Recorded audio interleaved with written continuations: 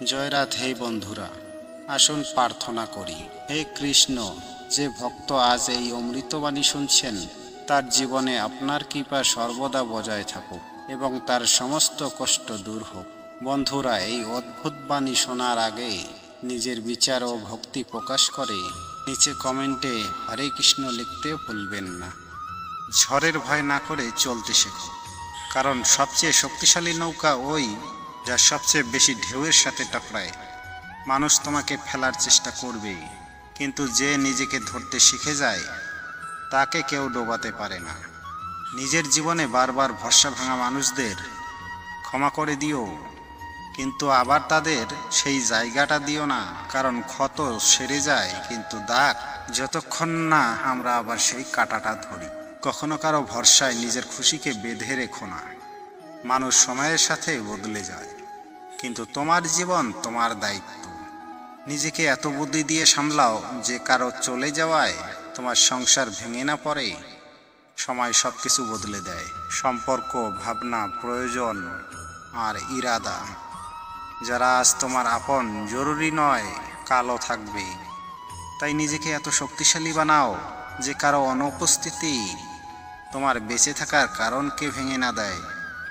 যে মানুষগুলো প্রতিবার তোমাকে ভুল প্রমাণ করতে লেগে পড়েছিল, তাদের থেকে দূরত্ব তৈরি করো, কারণ যে তোমার আত্মাকে বুঝতে পারে না সে তোমার সাথে নয়, বরং তোমার বিরুদ্ধে থাকে।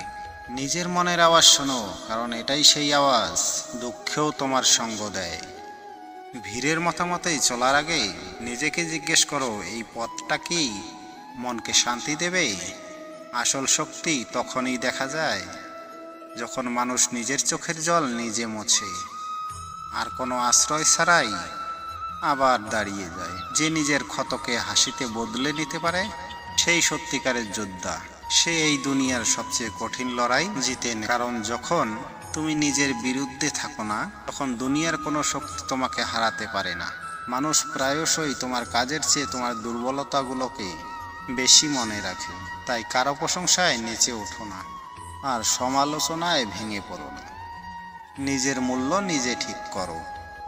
দুনিয়া তোমাকে কখন ছেড়ে দেবে তার কোনো ভরসা নেই, কিন্তু যতক্ষণ তুমি নিজেকে ছাড়বে না ততক্ষণ হার কখনো শেষ হয় না।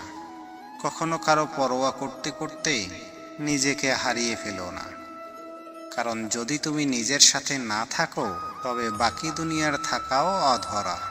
তোমার দুঃখকে কেউ পুরোপুরি বুঝতে পারে না, সে যতই কাছের হোক না কেন। তাই কষ্টে অন্যদের থেকে আশা করার চেয়ে নিজেকে বোঝানোর অভ্যেস করো।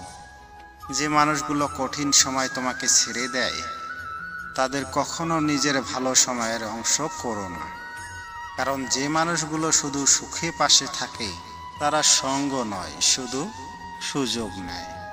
জীবনের আসল মানে তখনই বোঝা যায় যখন সব আপনজন দূরে চলে যায় আর শুধু তোমার ছায়া তোমার সাথে থাকে।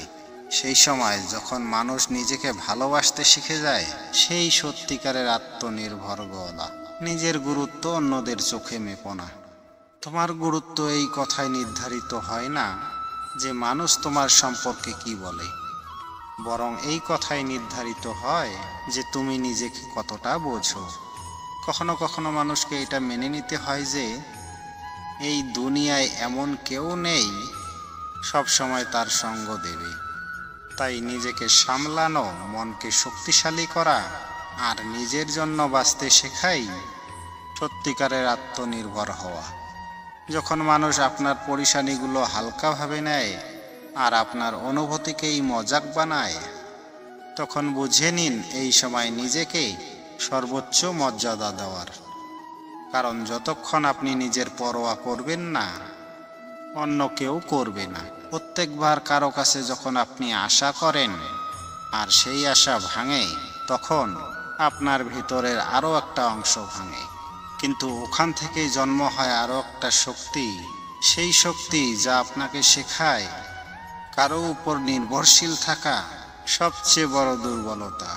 দুনিয়ায় সবচেয়ে বড় কঠিন কাজ হলো নিজেকে নিজের আশ্রয় দেওয়া, কিন্তু যখন আপনি এটা করে ফেলেন তখন কারো চলে যাওয়া বা বদলে যাওয়া তাতে কিছু যায় আসে না। কারণ তখন আপনার ভিত্তি ভিতরে থাকে, বাইরে নয়। যখন কেউ আপনার নীরবতা বোঝে না, তখন কথা না বলে বরং আরো গভীরভাবে নিজেকে শুনতে শুরু করুন। কারণ এই কোলাহলে নিজের আওয়াজ শুধু সেই শুনতে পায় যে দুনিয়ার কোলাহল থেকে আলাদা থাকতে শিখে গেছে। সম্পর্ক যখন বোঝা হয়ে দাঁড়ায় আর সাথে থেকেও একাকিত্ব মনে হয়, তখন বুঝে নিন এখন সময় নিজের সাথে কাটানো। কারণ সবচেয়ে সত্যিকারের সঙ্গী ওই, যা আপনার ভিতর থেকে আসে। অনেক লোক থাকবে যারা আপনার চোখের জল মুছবে, কিন্তু কম থাকবে যারা আপনার চোখের জল থামাবে। তাই নিজেকে সেই স্তরে নিয়ে যান যেখানে আপনার কারো আশ্রয়ের প্রয়োজন হবে না।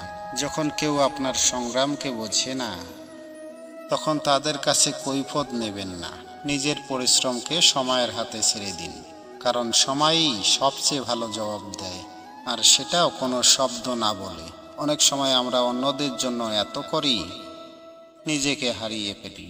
যখন সেই লোকেরাই পিছিয়ে যায়, তখন যা বেঁচে থাকে তা হলো সত্যিকারের আমি।